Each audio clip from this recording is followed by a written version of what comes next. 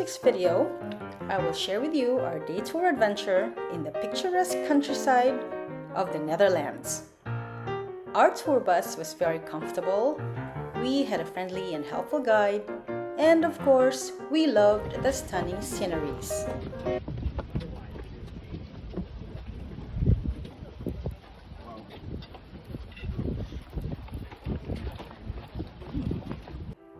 From where we stayed, we took a 10-minute tram to the city center where our tour bus was waiting. The tour started at 8 in the morning and ended at 3 p.m. It could be later if you choose to join the boat trip. If you'd like to do something like this, we booked this tour through Viator.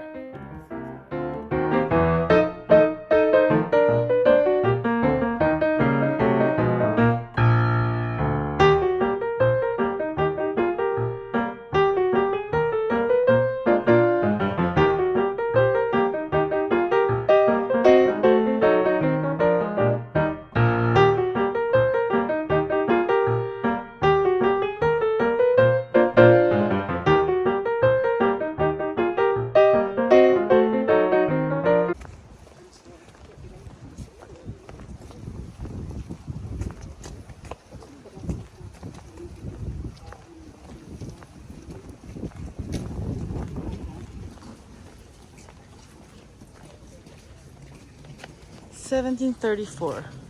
1734. House is older than America. Hey Mom, Yes. I wish I had a Lamborghini to drive.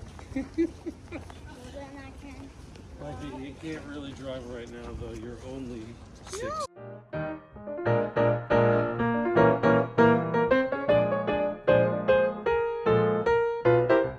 From Central Station, we first headed to Zaanstad and Zaandam, which is about 25 minutes from Amsterdam. It's very famous for wooden windmills, but what I liked the most was the quiet and breathtaking farm life scenery. Despite the influx of tourists day in and day out, it seemed to have maintained its ordinary daily life.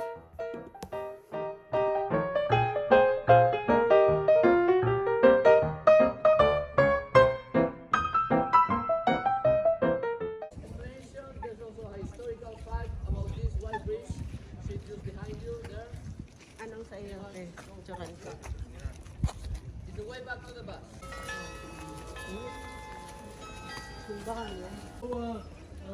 This became this wonderful community with very high quality of life. I like to point to those bridges over there. The little bridges coming out of the water. Here's an example of it. Can anybody guess what those bridges are for? They are for ducks. They are for ducks to come out of the water and go on the lawn.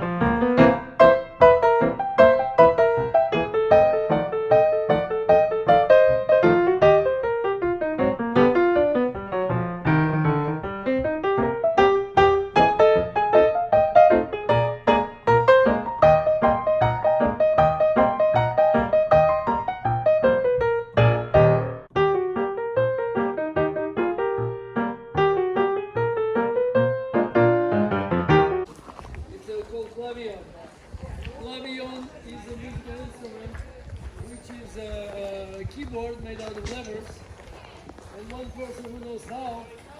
Now let me just stress right now. Right off one. You like it, Micah?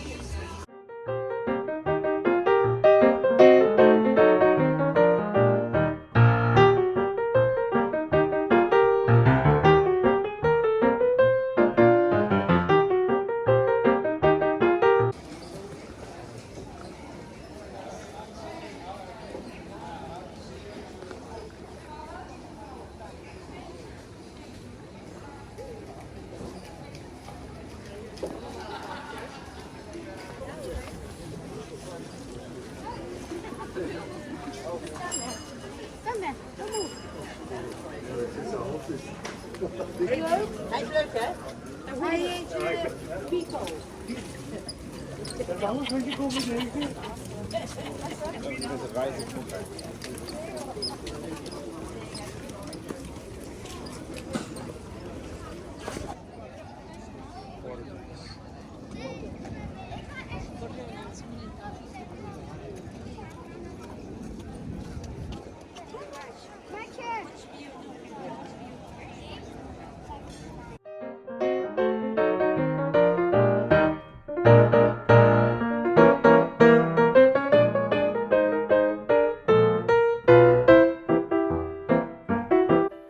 Then from Zaanstad, we headed to Edam and Volendam, which is best known for, you guessed it right, Edam cheese. We visited a local shop where we experienced a demonstration of the whole cheese making process. The iconic round shape and red wax coating of Edam cheese have made it a symbol of Dutch dairy products worldwide. And naturally, we had to try some. You can't beat fresh and tasty cheese from its very source. We also got to see how wooden clogs are made, which was a fun and enjoyable thing to watch indeed. And with wet, yeah. But unfortunately, at the moment we are waiting for the guy who's going to repair because something happened and there's a problem. This machine, so I can't do the outside. But I'm going to tell you what happens. Yeah, this one we put in here and should be here actually. Yeah, so it doesn't come out.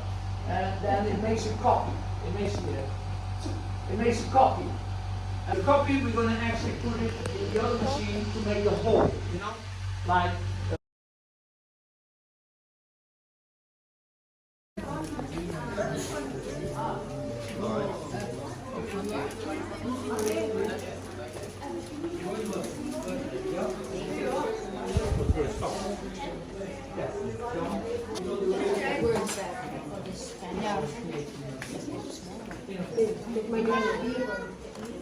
This is perfect. You want to try?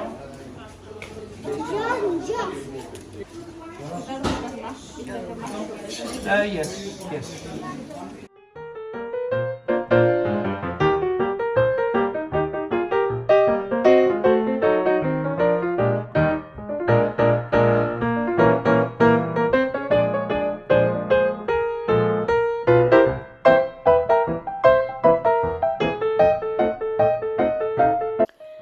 After a little bit of souvenir shopping, we continued to the seaside village of Marken. We loved it so much.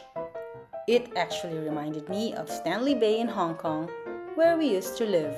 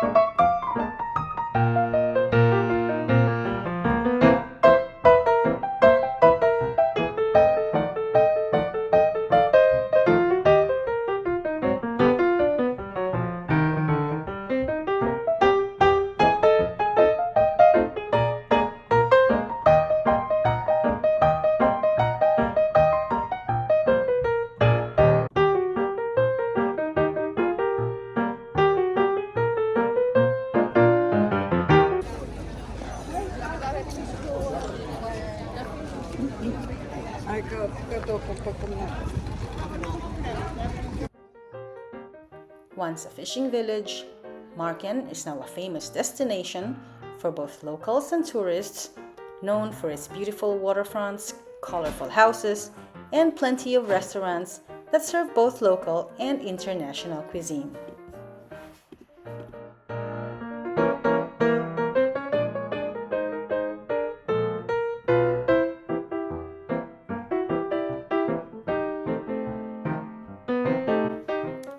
And so our little misadventure began when, halfway through the tour, amid savoring tasty cheeses and admiring scenic landscapes and pretty houses, we discovered that my adventurer or not of a father, was missing.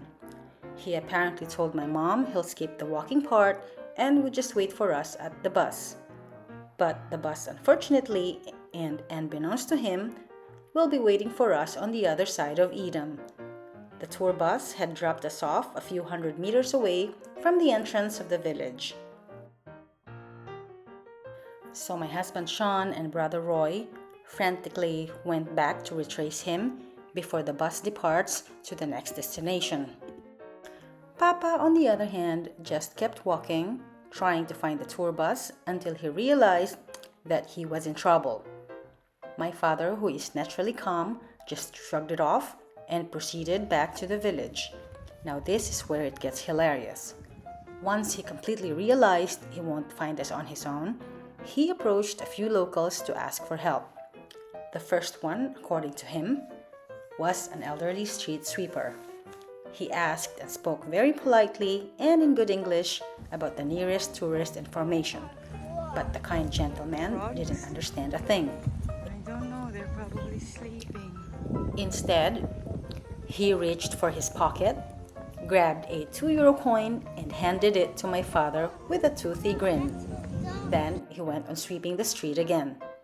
And although Papa didn't take the coin, he thanked the men and left.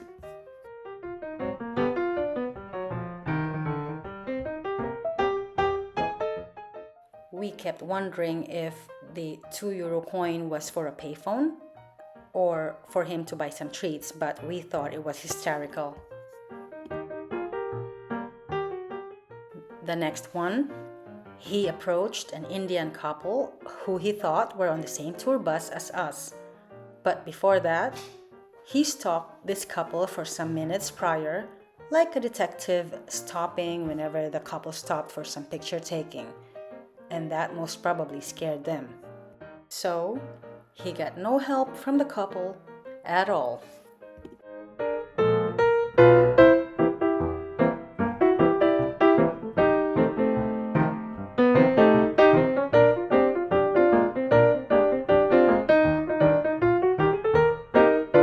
And the last person, a security guard. He thought, finally someone who can help him. He told this guy that he doesn't know where he was staying, but that he's with his family on a day tour from Montserrat.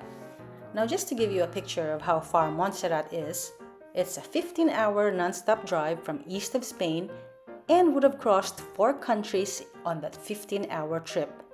Besides, it's been over a week since we left Spain. My dad is 73 years old, and although he's still pretty much sharp and smart most of the time, the toll of the past few weeks of traveling has probably made him physically and mentally exhausted. And before he gets to continue his comical tale and the staff think of him as a silly old man, Sean found him.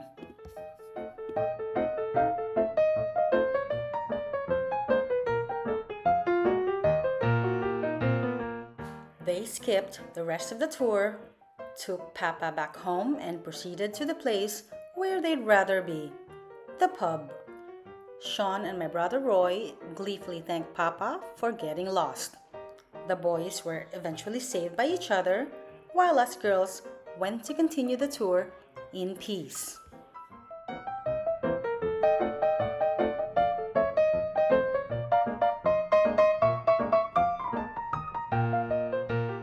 In the end, everyone's happy and in one piece, and we all had a great laugh. What an exciting day! Thank you for watching and ci vediamo la prossima settimana. Ciao!